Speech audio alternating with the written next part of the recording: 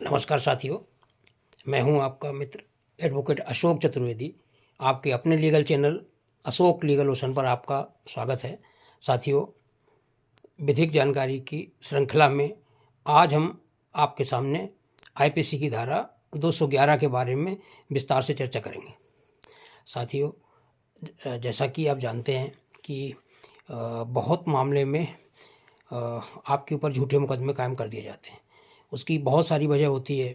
रंजिशन, कोई आप अपनी पर्सनल रंजिश निकालने के लिए, या पारिवारिक विवाद हो गया तो पारिवारिक विवाद में आपके ऊपर क्रिमिनल अपराध कायम कर दिया गया पत्नी और पत्नी के परिवार वालों द्वारा। इस तरह से बहुत सारे झूठे मामले आपके ऊपर डाल दिए जाते हैं। इसमें साथियों मतलब कभी कभी तो ऐसा देखा है कि जैसे छेड़छाड़ या रेप जैसे संगीन मामले में झूठे पेश कर दिए जाते हैं कि जिसमें आदमी न्यायालय का चक्कर लगा लगा के परेशान होता रहता है और बहुत समय समय पर उसको बड़ी सामाजिक और आर्थिक हानि उठानी पड़ती है। समाज में उसकी प्रतिष्ठा चली जाती है और उसका आर्थिक नुकसान तो होता ही होता है कोर्ट कचहरी के चक्कर लगाते हुए। तो यहाँ पर साथियों आईपीसी धारा 211 के बारे में एक बहुत अच्छा इसका उपचार है, रेमेडी है, जिसके बारे में मैं आज चर्चा करूँगा। अगर आपके ऊपर किसी ने इस टाइप का कोई झूठा केस कर दिया है तो आप आईपीसी की धारा 211 में उसके खिलाफ केस कर सकते हैं। तो मैं एक एक करके इसको आपको विस्तार से बताता हूँ। सबसे पहले तो ये कि ये केस आप कब कर सकते हैं जिसने आपके ऊपर झूठा मुकदमा किया है। तो ये केस आप अगर 2 दशाओं में करें तो आपको लाभ मिलेगा। एक तो ये है कि जब आप उस आपके खिलाफ झूठा मुकदमा किया गया है उस मुकदमा से दोष मुक्त हो जाएं। दोष मुक्त होने के बाद जो उसकी अपील का जो टाइम रहता है वो अपील का टाइम भी निकल जाना चाहिए, उसका वेट करना चाहिए। चुपचाप होके, बिल्कुल साइलेंट होके आपको वेट करना चाहिए। तो एक तो ये, अगर आपको मान लो आप दोष मुक्त हो गए और आपने वो जो उसका सामने वाले का, जैसे कि क्रिमिनल केस है तो क्रिमिनल केस में शासन की तरफ से अपील की जाती है, या क्रिमिनल जो रिवीजन है वो जो मुकदमा करता है उसकी तरफ से भी दाखिल की जाती है, तो वो पीरियड उसका निकल जाने दें। इसके बाद आप दाखिल कर सकते हैं अपना ये 211 का आईपीसी का मुकदमा।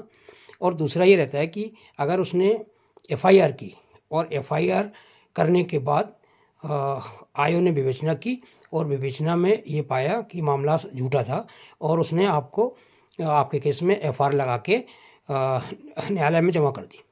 तो इसमें क्या रहता है साथियों कि जैसे ही एफआईआर कोर्ट में आती है तो कोर्ट उस एफआईआर पे संज्ञान लेता है।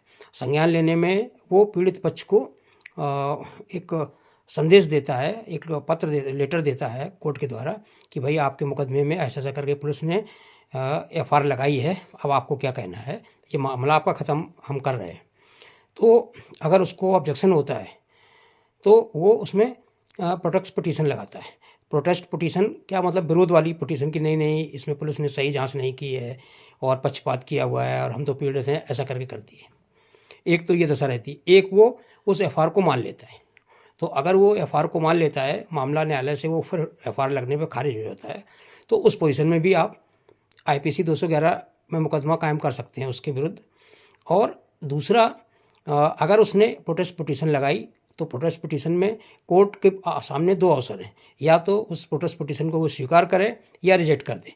अगर रिजेक्ट कर देता है तो भी आप मुकदमा कर सकते हैं 211 में, और अगर वो एक्सेप्ट कर लेता है कोर्ट और तो कोर्ट फिर उसकी दोबारा री इन्वेस्टिगेशन के लिए वो भेजेगा उसी पुलिस स्टेशन में जहाँ पे एफआईआर दर्ज हुई थी और उसको री इन्वेस्टिगेशन के लिए ऑर्डर करेगा।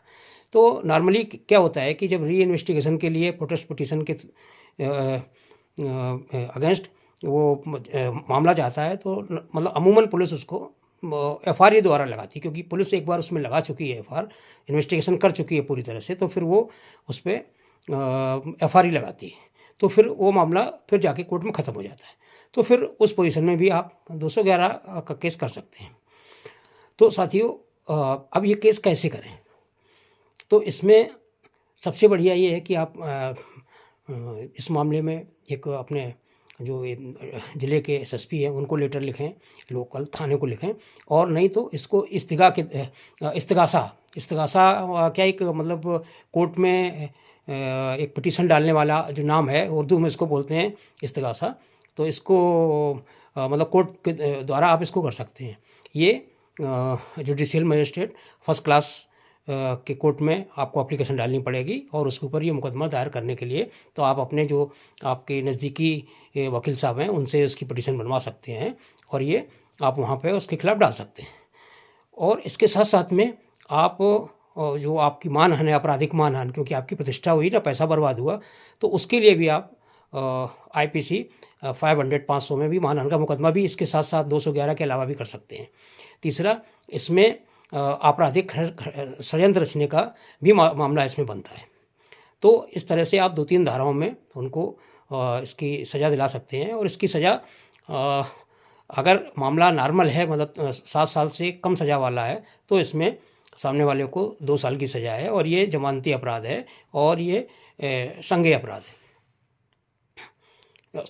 अपराध है। अब इसमें क्या है कि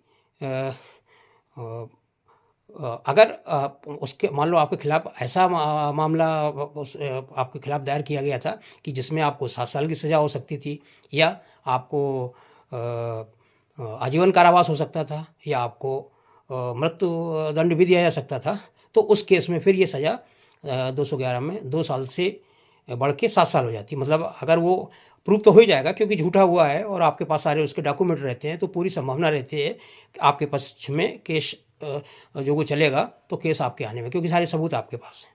तो उसमें इस टाइप से अगर ये जो मैंने बताया कि मृत्युदंड, आजीवन कारावास और 7 साल से ज़्यादा वाला सज़ा वाला मुकदमा आपके ऊपर किया गया है झूठा, तो फिर उसको 7 साल की सज़ा है।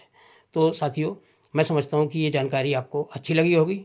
अगर आपको अच्छी लगी तो आप मेरे चैनल को सब्सक्राइब करना न भूलें, और बेल आइकन को दबा दें, लाइक कर दें, तथा अपने इष्ट मित्रों को इस वीडियो को भेजें, ताकि वो भी कानूनी जानकारी से लाभान्वित हो सकें। साथियों, आज के लिए बस इतना ही। आप अपना बहुत ख्याल रखें। जय हिंद।